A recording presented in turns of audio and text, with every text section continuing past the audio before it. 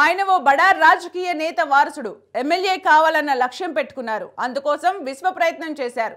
కానీ ఆయన పోటీ చేయాలనుకున్న పార్టీ అధినేత మాత్రం అందుకు ఛాన్స్ ఇవ్వలేదు. అలాగని ఆయన కుటుంబాన్ని పక్కన పెట్టలేదు. అతడి తండ్రికి ఎమ్మెల్యే టికెట్ ఇచ్చారు. దీంతో సైలెంట్గా ఉండిపోయిన ఆయన ప్రస్తుతం ఎంపీ ఎన్నికలపై దృష్టి సారించారు. ఈసారైనా అవకాశం వస్తే లోక్సభ బరిలో దిగి విజయం సాధిస్తానని నమ్మకంగా చెప్తున్నారు. ఇంతకీ ఆయన ఎవరు? అతడి ఫ్యామిలీ రాజకీయ నేపథ్యం సంగతేంటి?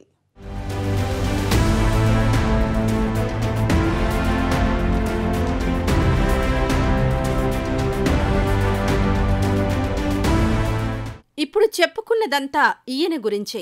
పేరు భాస్కర్ రెడ్డి. తెలంగాణ శాసనసభ మాజీ స్పీకర్ పోచారం శ్రీనివాస్ రెడ్డి తనయుడు. పోచారం రాజకీయ వారసుడిగా పాలిటిక్స్లోకి ఎంట్రీ ఇచ్చిన భాస్కర్ రెడ్డి డీసీసీబీ చైర్మన్గా ఉన్నారు. అయితే ఎమ్మెల్యేగా ఎన్నికై మరింతగా ప్రజలకు సేవ చేయాలని భావించారు భాస్కర్ రెడ్డి.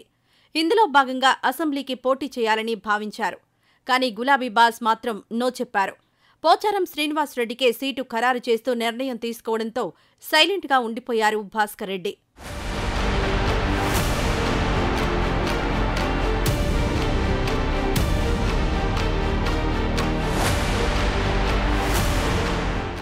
అసెంబ్లీ ఎన్నికల్లో తన లక్ష్యం నెరవేరకపోవడంతో భాస్కర్ రెడ్డి చూపు లోక్సభ ఎన్నికలపై పడింది.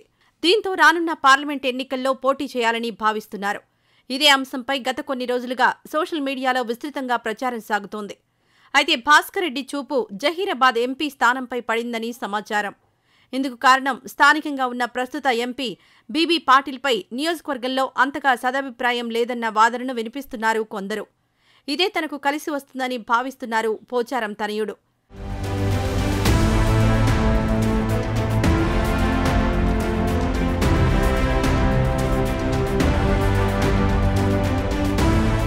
కుమారుడికి ఎంపీ సీటు విషయంలో తెర వెనుక పోచారం శ్రీనివాసరెడ్డి సైతం పావులు కదుపుతున్నట్లుగా తెలుస్తోంది. గత ఎన్నికల్లోనే సీటు ఇప్పించే ప్రయత్నం చేసినా అప్పట్లో బీఆర్ఎస్ అధినేత ఒప్పుకోకపోవడంతో ఈసారైనా ఒప్పించే ప్రయత్నాలు చేస్తున్నట్లుగా సమాచారం. అయితే మొన్నటి అసెంబ్లీ ఎన్నికల్లో పార్టీ అధికారం కోల్పోయిన నేపథ్యంలో మాజీ సీఎం బీఆర్ఎస్ అధినేత కేసీఆర్ను ఒప్పించి ఎంపీ సీటు దక్కించుకునే దిశగా పోచారం సైతం పావులు కదుపుతున్నారన్న ప్రచారం సాగుతోంది. ఈ దిశగా పార్లమెంట్ నియోజకవర్గ మీటింగుల్లో నేతలు శ్రేణుల ద్వారా ఇదే విషయాన్ని హైకమాండ్ చెవిలో పడేలా పోచారం చేస్తున్నట్లుగా చెబుతున్నారు స్థానిక నేతలు.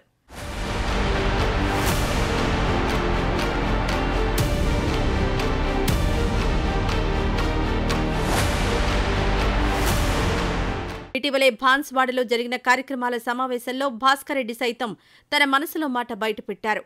అధిష్టానం ఎంపీ టికెట్ ఇస్తే పోటీ చేస్తానని బహిరంగంగా ప్రకటించారు.